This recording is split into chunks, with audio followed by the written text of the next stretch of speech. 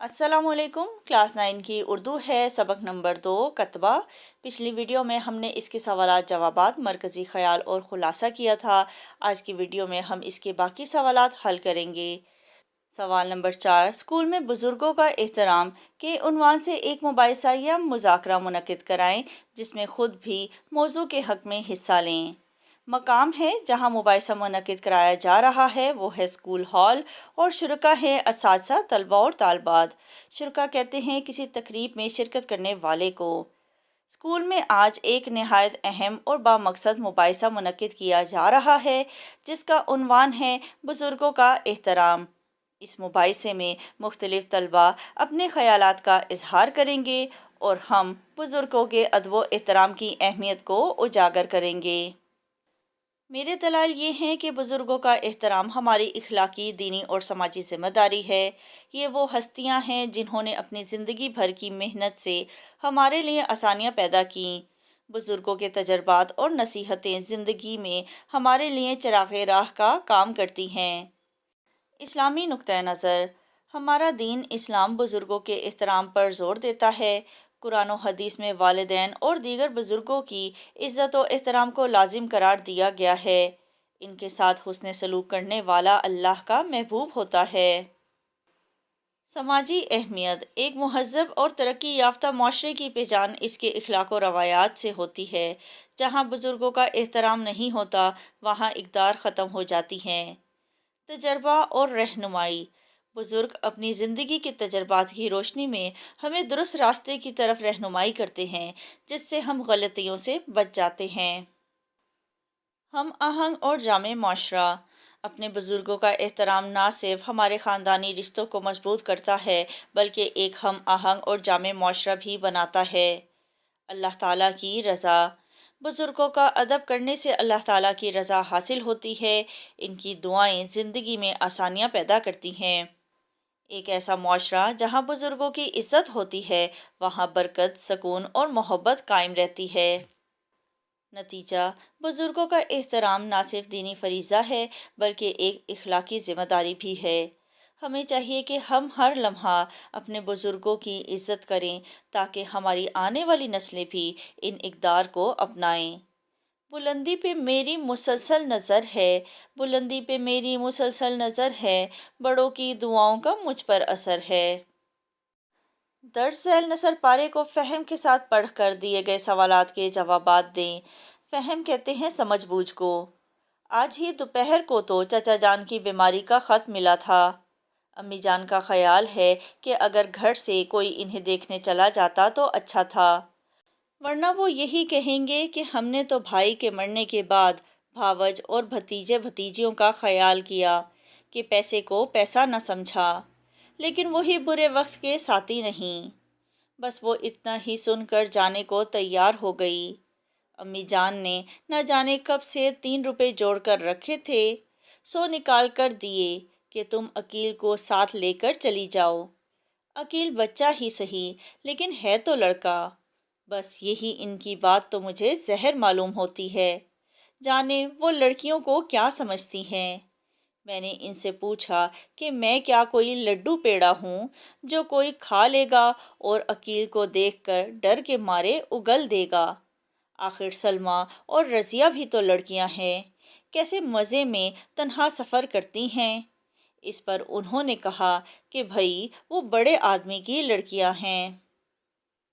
عبارت ہم نے پڑھی، اب اس سے متعلق سوالات کے جوابات دیں گے۔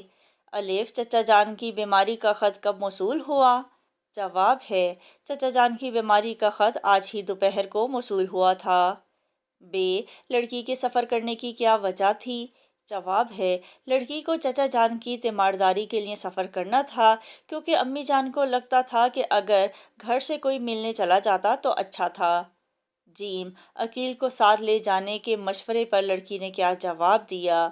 جواب ہے لڑکی نے عقیل کو ساتھ لے جانے کے مشورے پر ناراضگی کا اظہار کیا اور کہا کہ میں کوئی لڈو پیڑا ہوں جو کوئی کھا لے گا، جبکہ سلمیٰ اور رضیہ بھی تو اکیلے سفر کرتی ہیں۔ دال، چچا جان کی تیمارداری کے بارے میں امی کا کیا خیال تھا؟ जवाब है, अम्मी जान का ख्याल था कि अगर घर से कोई इन्हें देखने चला जाता तो अच्छा था, वरना वो यही कहेंगे कि हमने तो भाई के मरने के बाद भावज और भतीजे भतीजियों का ख्याल किया कि पैसे को पैसा ना समझा, लेकिन वही बुरे वक्त के साथी नहीं। जे, अम्मी ने लड़की को कितनी रकम दी?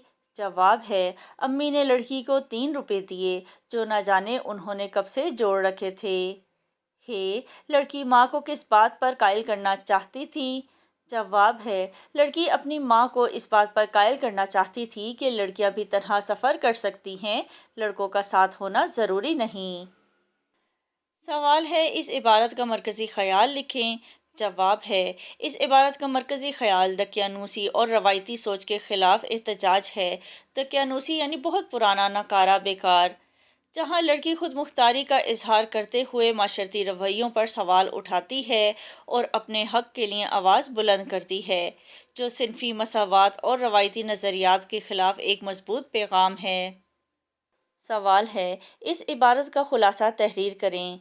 जवाब है, ये इबारत एक ऐसी लड़की के ख़यालात पर मबनी है जो चचा की अयादत के लिए जाना चाहती है, लेकिन उसकी माँ उसे तन्हा भेजने के बजाय इसके साथ एक छोटे लड़के अकील को भेजने पर जोर देती है। लड़की इस बात पर नाराज़ होती है और अपनी माँ को कायल करने की कोशिश करती है कि लड़कियां भी अकेले सफ़र कर सकती हैं, जैसा कि इसकी सहेलियां सलमा और रज़िया करती हैं। ये इबारत ख़वातीन के खुद मुख्तार होने और समाज में राइज दकियानूसी सोच के ख़िलाफ़ एक मजबूत पैगाम देती है। मुंदरजा झैल दिए गए हरूफ की निशानदही करें, नीज़ इन्हें जुमलों में इस्तेमाल करें। तुफ़, तुफ़ के मायनी है लानत या फिटकार भेजना। ये हरूफ़े नफरीन है। हरूफ़े नफरीन नफ़रत या मुलामत के इजहार के लिए इस्तेमाल होने वाले हरूफ। जुमला है इसका, तुफ़ है ऐसी ज़िंदगी पर जिसका नेक अंजाम ना हो। अख थू, अख थू जो है वो भी एक नफ़रत का इजहार है, ये हरूफ़े नफरीन है। अख थू, तुम इतनी गंदगी में कैसे रह लेते हो? बहुत खूब, ये हरूफ तहसीन या इनबिसात हैं। वो हरूफ जिसमें किसी की तारीफ़ की जाए या खुशी का इजहार किया जाए, वो हरूफ तहसीन या इनबिसात कहलाते हैं। बहुत खूब, तुमने बहुत अच्छा काम किया। मरहबा, ये भी हरूफ तहसीन या इनबिसात हैं। मरहबा, आपकी आमद से महफिल को 4 चांद लग गए। हैफ, हैफ के मायने हैं अफसोस। ये हरूफ तासुफ है, वो हरूफ जो गम या अफसोस के इजहार के लिए बोले जाते हैं, हरूफ तासुफ कहलाते हैं। हैफ, तुमने इस शानदार मौके को ज़ाया कर दिया। जैसा, जैसा ये हरूफ तशबीह है, यानी एक चीज़ को दूसरी चीज़ जैसा बयान करना। मेरे बच्चे का चेहरा चांद जैसा है, यहाँ पर बच्चे को चांद से तशबीह दी जा रही है। मिसल यानी मिसाल बयान करना, ये भी हरूफ तशबीह है। वो लड़की मिसल फूल की मानद खूबसूरत है, यानी उस लड़की की जो मिसाल है वो फूल की तरह है, वो फूल की तरह खूबसूरत है। ए, ये हरूफ निदा है, किसी को पुकारने या आवाज़ देने के लिए इस्तेमाल होने वाले हरूफ हरूफ निदा कहलाते हैं। ए दोस्त, तुम कहाँ जा रहे हो? अबे, ये भी हरूफ निदा है। अबे, इतनी देर कहाँ लगा दी थी? का, ये हरूफ इजाफ़त है। हरूफ इजाफ़त जिसमें एक इसम का ताल्लुक़ दूसरे इसम के साथ ज़ाहिर किया जाता है।